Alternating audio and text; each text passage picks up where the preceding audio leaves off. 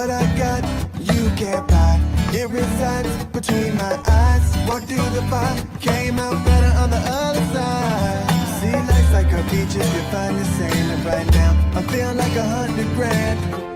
You are listening to Inspired Insider with your host, Dr. Jeremy Wise.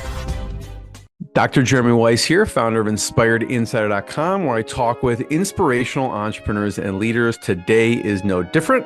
I have Jason Hunt of Merged Media. You can check him out at merged.ca. And Jason, before I formally introduce you, I always like to point out other episodes of the podcast people should check out. Since this is part of the Top Agency series, one of my favorite episodes was with Todd Taskey. Todd Taskey helps pair private equity with agency owners. He helps sell agencies.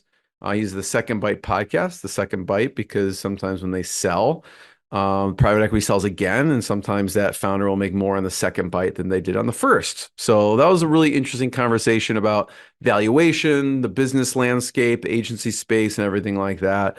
Another good one, favorite of mine, Jason, was with Adi Clevitt. Adi Clevitt helps as a done-for-you solution for companies to create SOPs.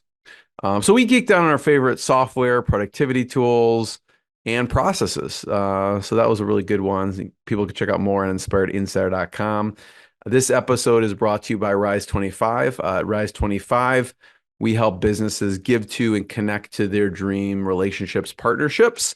How do we do that? We do that by helping you run your podcast. We're an easy button for a company to launch and run a podcast. And we do the strategy, the accountability, and the full execution. So Jason, we call ourselves the magic elves that run in the background and make it look easy for the hosts so they can create amazing content, amazing relationships, most importantly, run their business. So for me, the number one thing in my life is relationships. I'm always looking at ways to give to my best relationships. And I found no better way over the past decade to profile the people and companies I most admire and share with the world what they're working on.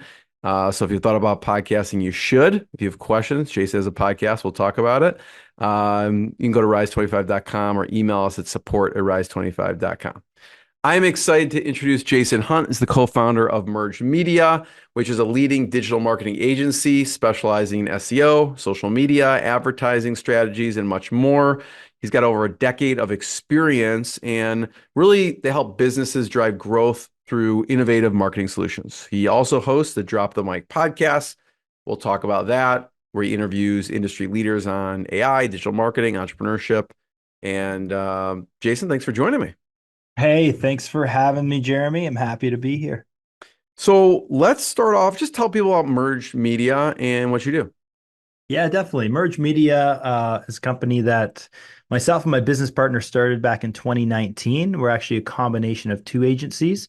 Back in 2016, I started a social media agency called Fresh Crowd and grew it relatively quickly. I was banging on doors and walking the streets of Toronto, trying to drum up business, and grew to 100 clients very quickly.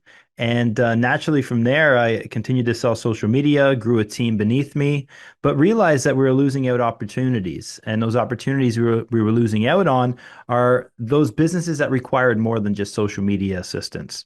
So it was a no-brainer for me to merge my company with a leading SEO company. And I say leading because if you Google SEO companies in Canada at the time, my business partner's company would come up, and he just so happened to be down the street from me.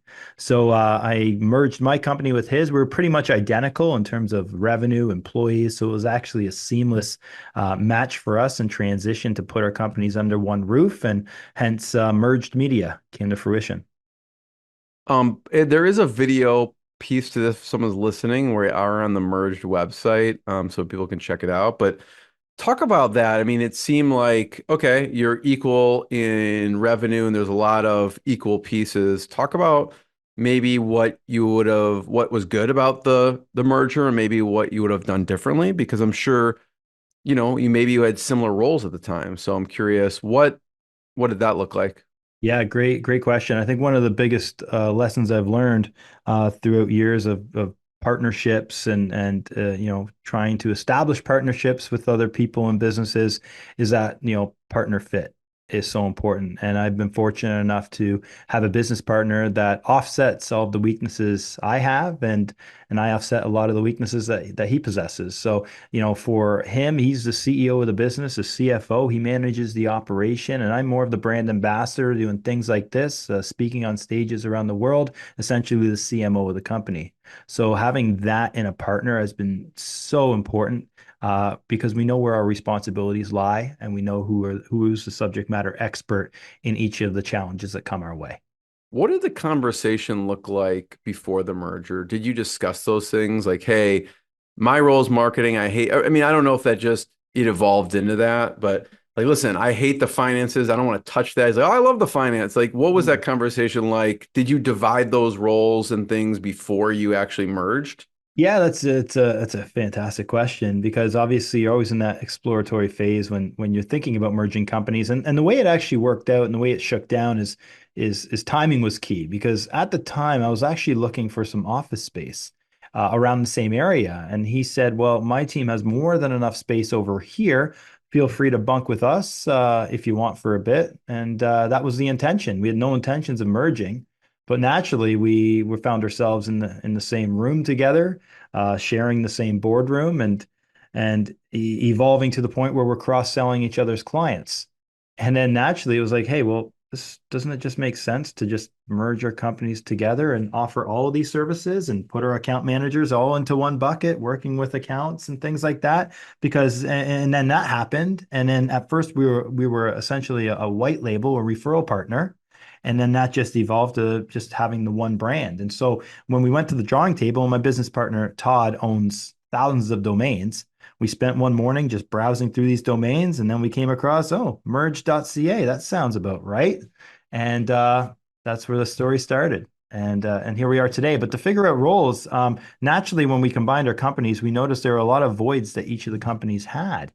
And one of those voids that I had was having somebody that really managed a strong operation. And plus, my lack of knowledge at the time on SEO definitely made it a no-brainer for him to kind of fill that seat because he was so focused on process and internal operations. It only made sense for him to assume that position. So it only took a couple months before we're just like, hey, okay, you're the sales marketing guy, and or I'm the sales marketing guy, and you're the in operations finance guy. So it just worked out. Yeah, I had Mark Winters on a while ago. He co-authored Rocket Fuel with Gino Wickman, and it sounds similar. He's like, to get Rocket Fuel is, that visionary and the integrator that combine that sound like what both of you are. Like you're kind of more sales marketing visionary. He's more operational integrator, and that created Rocket Fuel and merged happened. In the It's funny. beginning, go Yeah, ahead. I was just gonna add to that, Jeremy. Like he's living on like, AppSumo, going shopping for apps and things all the time, things to help evolve our business, stay with the times, and just feeding me the knowledge that I need when I'm speaking on stages to continuously be cutting edge for the audiences that I speak to. What are some of your favorite softwares at a company? Maybe that you use or it could be, an app on your phone too, but I'm curious what from project management, CRM, what things do you like? Yeah, so I mean, we use obviously a handful. I mean, we've really embraced Go High Level as a platform for a lot of our clients for building out landing pages, lead gen campaigns. Internal operations wise, we use a platform called Cloud Campaign for doing social media scheduling. Really embrace Basecamp for project management. For us as well, really there's AI tools that we have embedded into our agency. We're actually part owners of a couple very popular SEO tools such as Cuppa.ai, How do you um, spell it? To be able to check it out. Cuppa.ai, which is a bulk content generation tool for SEO agencies. And then we have topicalmap.ai, which is another tool for not just SEOs, but any content creator that wants to come up with fresh ideas for content. They're two fabulous tools that we use on a regular basis. Talk about the topic of AI for a second. I know before we hit record, we were talking about AI, and we could go through the chatbot route or wherever you want to take it. Yeah, so I mean, For us, it's inevitable that as an agency, it's almost like it's a great practice you get as an agency of having to constantly evolve, constantly, change. Like our packages change, it seems like every 6 months over the course of the last 8 years because of some new update that happened or some new ad placement or something like that. So, constantly being ahead of the curve has been super important for us. So naturally, when we came across tools like Cuppa AI and Cuppa AI, a lot of tech developers that come up with platforms such as Cuppa, they aren't really strong marketers. So for us, it's a no-brainer to partner with a tool like that to do all of their marketing and get equity in the business. Right. So we did that with a couple tools, but now we're at a point now where we're starting to build our own tools, such as AI chatbots. And we've developed our own AI chatbot to put on not just clients' websites, but now we're selling it as well, where it's a little chat box in the corner of your website that is very conversational. It's not like it doesn't seem like it's a bot. You know what I mean? So it's actually integrates with OpenAI as well and just makes it very conversational. And every single one of these bots has a goal in mind. And that goal could be, becoming a lead, booking a reservation at a restaurant, booking a room at a resort. So with that end goal in mind for each of these chat bots, essentially it guides you down that journey to get to that end goal. And it's been very beneficial for the clients we're rolling it out with and new clients that have come on board for it. Can people sign up separately or they go through you and you have to kind of set it up Yeah, so bespoke on their side? that's one of the benefits of the tool is that, we want to, it's really built for any small business owner that finds AI to be super overwhelming. We would customize the entire bot for them using their brand voice, FAQs, and we're constantly developing these bots as well. So it is a little more hands-on where our agency is developing it for I them. mean, that makes sense because they have, if it's going to be automated, it has to be programmed somehow, you know? Oh yeah, and the funny thing is like I see on the screen now. I know those people listening can't see, but you've got the merge bot, queued up right now, and you can ask the merge bot anything you want. Ask it. Yeah. Let's see. You're asking. I want to talk to Jason. Huh. That's interesting. Oh, Jason is cheap. So it gives you all the data on me, and it's got a contact form there as well if you want to be reached out to. But we have, ones for resorts. Ours is really geared towards the goal of getting you to sign up for a free discovery call. But there's, other websites out there like Kokomo Botanical Resort. .com. I know that's a mouthful for you. KokomoBotanicalResort.com, which is I'm the fractional CMO for that resort. If you go there, you'll see a bot on there as well that you can engage with and basically ask anything you want about the island of Turks and Caicos. And it's a subject matter expert on Turks and Caicos, and an expert on everything that's encompassed in that website. So that website, we've been doing SEO on it for years. So it's got tons of blog content Hmm. on it. So that bot will be educated on all of the blog content, everything there is to know, whether it's, how many, what time of year is the busiest time at the resort, whether there's a hurricane policy, all that type of stuff will be educated. The bot will be educated on that. That's very cool. I love Yeah. it. And so what mistakes do people make? I'm sure they come to you and they're like, we love a 24/7 customer service person in the form of an AI chatbot. What are some of the mistakes you see people have made when you're on their kind of chat function or things they're missing? Yeah, I think so. So one thing that needs to be baked into it is the specifics of the business. So we work with a franchise, and each franchise or each dealer of the franchise or dealer of the company has their own specific offers and products that they sell. So making sure that the bot is trained specifically on the products for that business, because naturally, because it is connected to OpenAI is connected to the internet, so it could be easy for it to gather information that might be incorrect, and that could be a big mistake if the bot's giving incorrect information as a customer service bot for that business. So that's all done in the configuration of the bot, so to ensure that it gives proper answers to the questions that are asked. Jason, I want to go back to when you started the agency because it's pretty impressive to get to 100 clients so quickly. I think instructor for any business, whether SaaS business, agency, anything. And you said you were knocking on doors. So I'd love to hear what was that process like early on? to get your first couple clients and do 100? What were you doing? Yeah.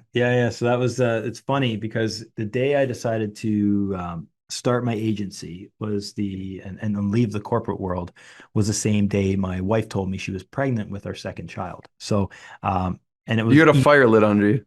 immediately when I said I'm going this direction, and she told me that news, and I'm just like, oh, geez, I'll just go back to the corporate world.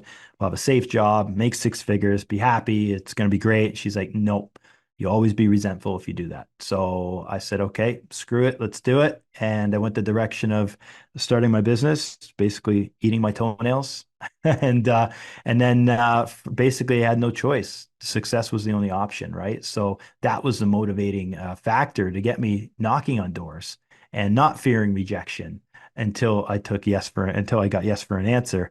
And at first, it was crazy. I'm going door to door selling social media daily posting for $199 a month. Like, come on, we're talking February 2016, right? So I'm just like you look back now, that's insane, and I'm doing it all myself, right?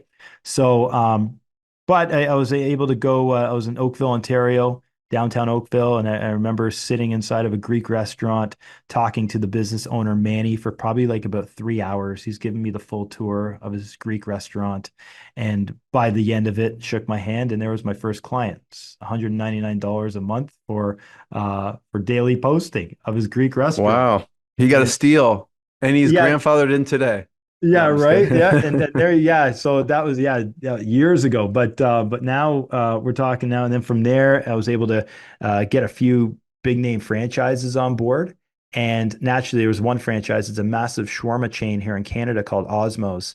And through working with Osmos, I was able to leverage that name. So when I walked into a plaza that had Hmm. about a dozen other businesses in it with an Osmos, I could easily go in there and say, "Hey, I'm the social media guy for that company."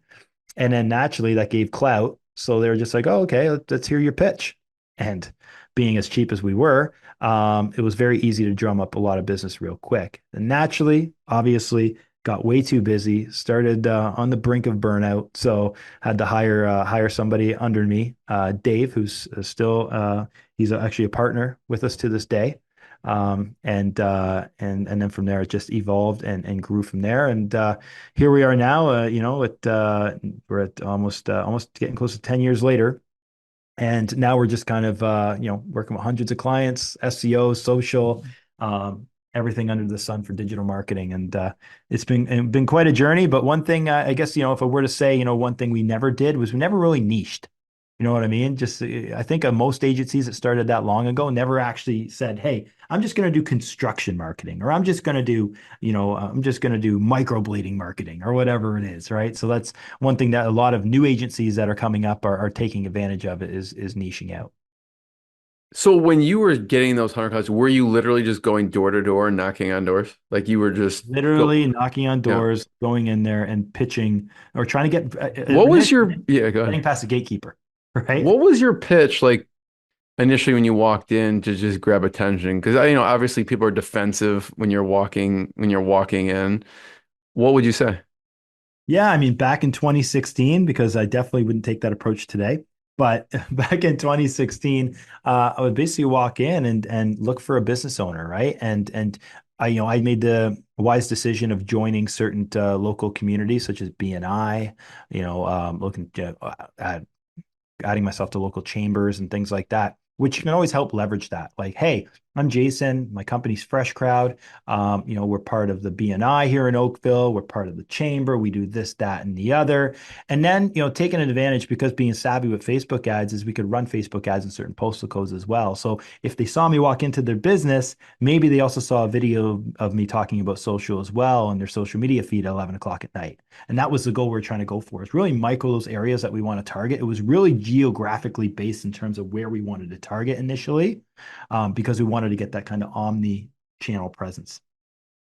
Yeah, it seems like Jason, you're very good at kind of using certain principles, especially like social proof and credibility, whether it's Osmos or using the local chamber.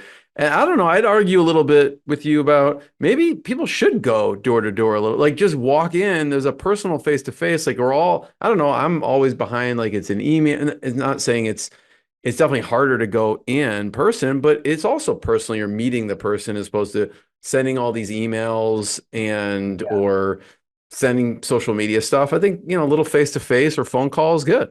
I would say face to face, absolutely. But I also think that we're now in a time in our lives and in life where time is of the essence, and I think time is also a bigger commodity now. Whereas, like for example, phone calls. You said phone calls there a second ago. I hate phone calls. I never pick up my phone call. Am I losing business by not picking up my phone? Potentially, but I'm also losing time by the amount of people and noise that is hitting my phone on a daily basis. There's noise on social media. There's noise in my inbox. There's just noise, noise, noise everywhere. So almost the constant battle for people is trying to eliminate all that noise and get to what matters most, whether that's family time, whether it's that response to an email, whatever it is, you're trying to weed through all the crap to get to what really matters. And I think that's a big challenge for people. So when we talk about phone calls, I tried the phone call route back in like 2018, 2017, 18,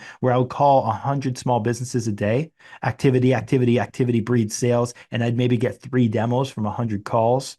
And at the end of the day, you squint your eyes and look at it. It's like, was that time well spent? I don't think it was. How many people did I piss off by just taking them away from whatever they were doing at that moment in time to try to have a conversation so I can give my sales pitch? It's like, I don't know. And for me, maybe it's great to hire an external agency that can do that work. But for me as a business owner, I took more pride or took more enjoyment in going to local events, speaking at local events, meeting face to face at my booth, talking to business owners to understand what they really want and need. That's something that's totally scalable because AI is never going to replace that either. So that's always going to be there. So the face to face, I agree. Telephone, not as much. Um, you mentioned this about standing out, right? There's a lot of noise. Talk about how, as an agency, again, we were talking a little bit about saturation of digital marketing, et cetera, about how do you stand out? Yeah, I think the big thing for agencies now, because really a digital marketing agency is they're a dime a dozen now, and I think Ty Lopez's SMMA program really created that sort of I thing, don't know which what that, I'm not that familiar with it. this is all years ago, basically, so have your social media agency out of a box. Here's how you do it. Here's how it works. And anyway, that was a big thing, which I noticed there were a lot of people, getting finishing school and starting their own social media agency. The area became quite saturated probably around 2019, I would say 2020 as well. And from there, I mean, you look, if I open up my feed now on Instagram, I'm going to be inundated every third post with some sort of an ad. Somebody's trying to sell me leads or something like that. And I think AI is not slowing that down. It makes it very easy to do a lot of work with the help of AI, whether it's building out nurture sequences or doing some sales automation stuff. So if you think about it, what separates one agency from the next? And I think the most important thing that an agency needs to do is build brand, right? And a lot of agencies like brand. Oh, I don't need brand. I just want leads. It's like, no, because the better brand you have and the more recognizable or credible you are, the better leads you're going to get. Great example of that is, having my podcast. I'm at episode 214. Been doing it since February 2020. And I find that any lead that has seen a video of me on YouTube, a video of me on Facebook, and listen to my podcast and subscribe to our newsletter, and a lead that has come in through that sequence of having all these touch points ends up being a way better client for us. And I draw the comparison. Okay. We ran some campaigns last year for half price social media management. We ended up getting 34 leads, 34 sales on a spend of $7,000. So we made like a 50x return on ad spend. And every single one of these clients didn't last more than 3 months. They were looking for a cheap deal, cheap offer, and they came in the door and just was in and out. It did not create a long lasting client. Nothing against our services. It was organic social media posting. But if I have a client, the same type of client that came in after listening to my podcast for 3 months, longer leash. They'd be with us for years, right? Because they're making the decision to work with us as opposed to being pushed into some half price or opportunistic offer. right? So I think that's very important to know. So how does an agency stand out? Well, they got to build a brand and be known, like, and trusted within their with their user base. So, Jason, if we are looking at the merge.ca, we're on the podcast page. Talk about some of your favorite episodes. Yeah, so I'll tell you a bit about the podcast. So right now you'll see this on Merge, the Merge Marketing Podcast stops at episode 200. But if you go to jhunt, JAYHUNT .social, that's my personal site, and that's where I carried on the podcast and rebranded it to Drop the Mic. Um, Reason for that, we wanted to disconnect it from the brand and make it more about the conversations I'm having with my guests. And the format kind of changed as well once I went to Drop the Mic from Merge Marketing Podcast. Merge Marketing Podcast was very corporate. I had a lot of people reaching out to me to get onto the podcast. The format would be about a 20-minute conversation. Essentially, they would just do a sales pitch or talk about their framework. But as I went over to Drop the Mic, this is where I started actually choosing my guests, hand selecting my guests to come onto the show. And these are people that are really subject matter experts, speakers on their topics. And we dive into what motivated them to become the marketer they are today. And so to give a bit of a backstory, I do a lot of emceeing and hosting of conferences, and I speak at conferences. So I have the pleasure of meeting speakers from around the globe. And a lot of these speakers are the people and guests that you see on my podcast, Drop the Mic. So one of my favorite guests and conversations, I had one with Brendan Kane, episode 201. Brendan Kane is a world-renowned speaker on marketing. He's got 1 million followers. He wrote the book, 1 million, How to Get 1 Million Followers. He's worked with the likes of Taylor Swift in the NHL. He was a fantastic guest, and it's a fantastic method for attracting users to engage in content. So that's 201. Brendan Kane, if you scroll up there, you see there. Yeah. So you got Dennis Yu, very well-known digital marketer as well on episode 202. Every one of these speakers from 201 up to 214 are all world-renowned speakers on the topic of marketing. And they were, to be honest, they were really strong, authentic conversations as opposed to sales pitches. Love it. Yeah, I had Dennis on. He's really, really knowledgeable for sure. And talk about some of your favorite conferences. Yeah, so I mean, some of my favorite conferences, I go to Europe twice a year. The European Summit is an affiliate conference where you get people from around the world visiting the European Summit. Testconferences.com is the website. So for them, it's about 2,000 people, but it's an intimate gathering. Sometimes you go to those big, massive conferences like Affiliate World and things like that, and it's just overwhelming with the amount of people that are in attendance there, and you can't really build close connections or have intimate conversations with people. It's more like a 2-minute conversation. Oh, what do you do? Oh, I'm looking for traffic. Oh, cool. I'm looking to buy traffic on these websites, and that's it. You don't have a chance to build relationship. But at TESS, the European Summit, those conferences are really about spending some extra time with those people, going to intimate dinners. The conference itself geographically is very tight, which is great because it allows you to see people multiple times. And so it's very easy to carry on a conversation from somebody you meet at the bar to seeing somebody at a booth. So it's just, and the talks is a very different format for the speakers as well, as you'll have 4 speakers speaking at a time. Each of the rooms hold about 50 Is this rooms. the one, Jason, right That's here? correct. Yeah. Okay, Yep. cool. Each of the rooms is about 50 chairs in it. So the seminars are very intimate as well. And you have everybody talking about anything from AI to TikTok to SEO, a lot of SEO speakers as well. But yeah, this is definitely a good show for affiliates. Anybody looking to explore, new niches and stuff with affiliate marketing. It's definitely a good conference. You done some work for events too. Talk about that. Yeah. Yeah. So aside from emceeing and hosting, I hosted the AW Summit, which was in Bucharest, Romania, last year. Sorry, not last year, a few weeks ago. So hosting that conference was really cool. They had an amazing venue called Face Convention Center in Bucharest, where I felt like I was hosting the Oscars, which is pretty cool.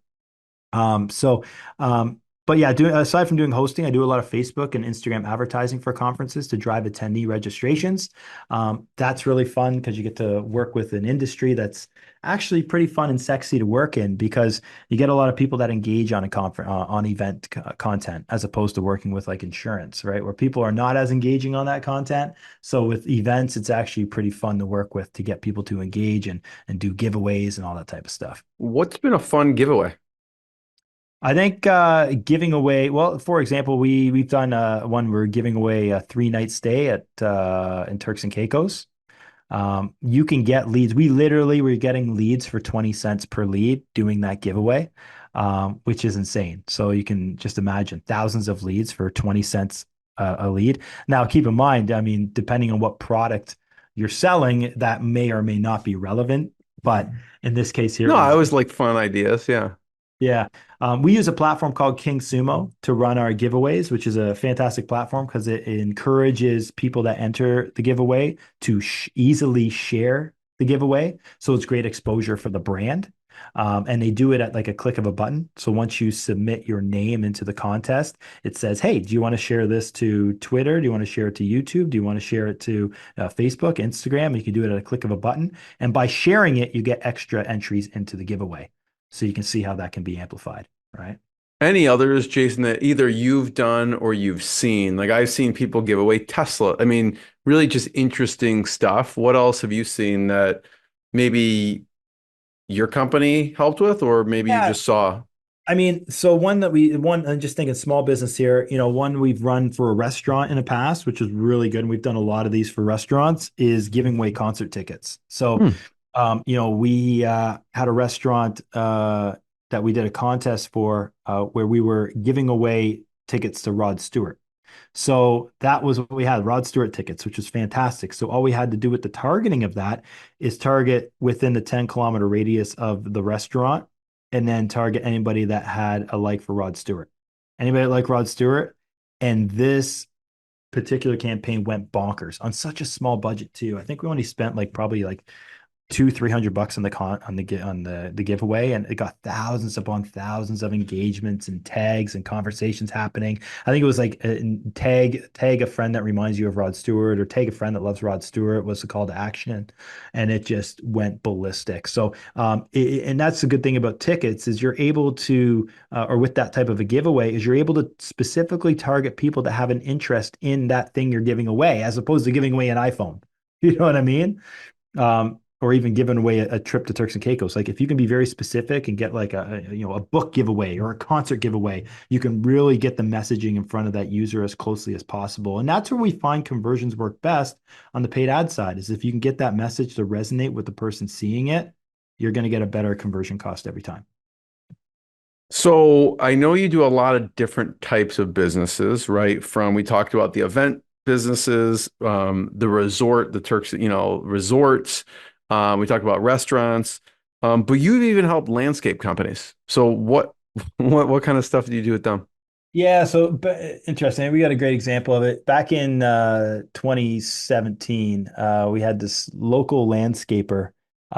His name's Colin. He came into our office for a meeting, and this guy was just basically cutting grass, cutting lawns in the area. His business was generating 200,000 a year, and he was very ambitious. He wanted to grow the business.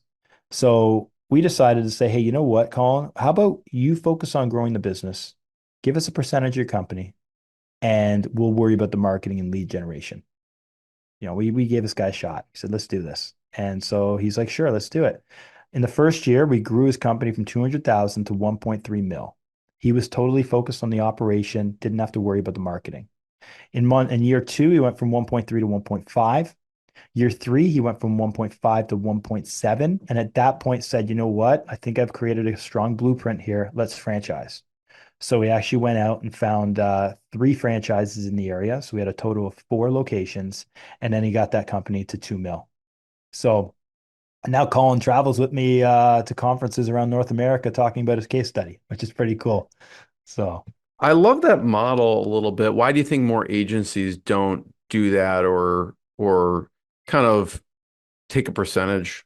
yeah, so I think the big thing is that you got to partner with the right people. We've tried this before with other businesses and they kind of flopped, right? So not we didn't just, first at bat hit it out of the park, right? So it takes partnering with the right people and goes back to what I said earlier in the conversation is finding the right people to offset your weaknesses. In Colin's case, he was not a good marketer, but he was a great, he ran a great operation. So we ran with it, right? And took that off his plate and let him run the operation. I also think a lot of business owners to their fault think they can do it all.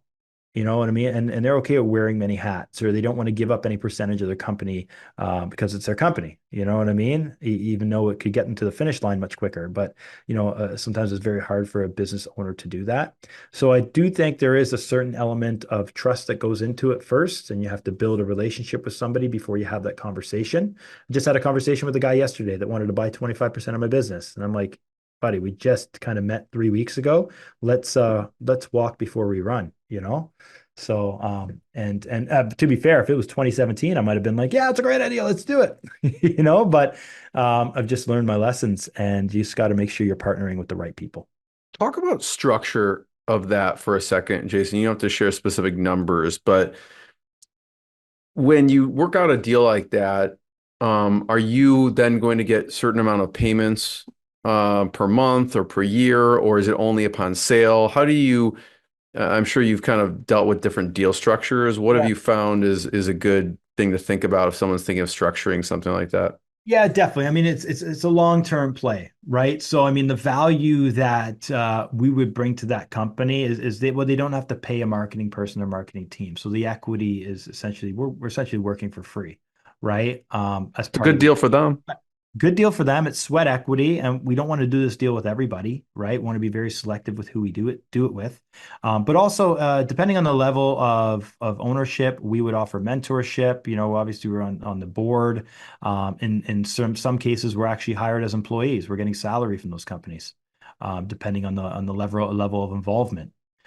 So there is multiple benefits that come along with it, but it really depends on what the scope is, how much work is involved, um, and to kind of structure everyone. I would say that none of them are the same by any means. We have companies where we're 5% owners or 10% owners, and other ones where we're 25 or closer to 50% owners. So in those cases, there obviously we're much more involved in it, but it warrants it based on the percentage that we're getting. What have you learned from that you bring into the business from being a rock star? Rockstar. It's funny when I go on these podcasts, it's usually the first question. So, but just to give some a frame of reference. So back in 2005, I was living in Japan and I started a rock band. And I noticed through that experience of singing on stages and going on tour in Japan, I realized I was a much better marketer than I was a singer.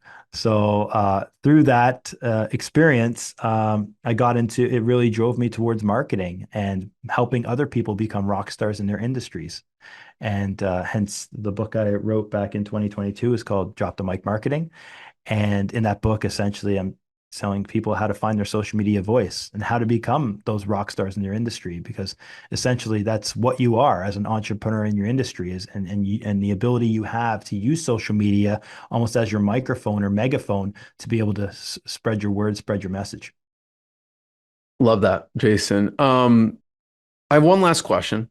Before I ask it, I do want to point people to merged.ca. They can check out more. Obviously, we talked about Drop the Mic podcast, and now we know where the name comes from. He was an actual rock star in Japan. Um, Last question, Jason, is about mentors. It could be distant mentors, meaning like books that you love, that you recommend, that you like, or personal business mentors, someone who's, really helped you throughout the years. What are some of your either distant mentors or personal mentors? There's one book that really comes to mind when I think about this question. And I read it years ago, and it's kind of like sort of my personal Bible. It's The One Thing, Hmm. right? By Gary Keller and Jay Papasan. Yeah, I had Jay on the podcast. That's a great, Did yeah, you? fantastic. Yeah. Oh yeah, I love this book. It's a fantastic book, and really, it's the premise of the book is really to focus on the one thing and that one goal in mind at the end of the tunnel, right? Like, what's that light at the end of the tunnel that you're trying to get to? Because, as a business owner, you're hit with so many decisions to make in a single day, but every decision should really lean into what that main one thing is. And when you're a business owner, you get shiny things passing by all the time. So how to distinguish what actually matters from the shiny thing passing by is a very difficult and daunting task at times. But if you have that one thing in mind and that light at the end of the tunnel, then everything becomes easy. All decisions become easy. So I'll definitely give credit to that book and Seven Habits for Highly Effective People. Another one I have next to my desk here. Another fantastic book that I live by every single day. Thanks for that. Any business mentors throughout your journey that have influenced you? Well, without a doubt, I mean, just giving the time frame on when we started, which was, early 2016. This is at a time when Gary Vaynerchuk was so popular and the hustle culture, which he kind of retracted and went backwards on. But definitely, I'm going to give credit to hustle culture for getting the business off the ground and getting to 100 clients as quickly as I did, going door to door, all stemmed from hustle culture. And and that, it was funny. We used to always have this abbreviation in the business, EPLG. EPLG stood for empty parking lot grind. Are you the last car in the parking lot when you're leaving the office? If you are, take that photo and send it to the team. So we praise people for that, back in 2016, 2017. Bit of a different world back then. So yeah, I would I mean, definitely certain things get us to a certain place, right? I mean, early on, that's what was needed. 100%, 100%. But it's interesting because now AI is doing a lot more of the hustle than we do now. Love it. Jason, I want to be the first one to thank you. Check out merge.ca, more episodes of the podcast, and we'll see everyone next time. Jason, thanks so much. Thanks, Jeremy. Thanks, everyone. What I got, you can't buy. It resides between my eyes. Walked through the fire, came out better on the other side. See, life's like a beach if you find the sailing right now. I'm feeling like 100 grand.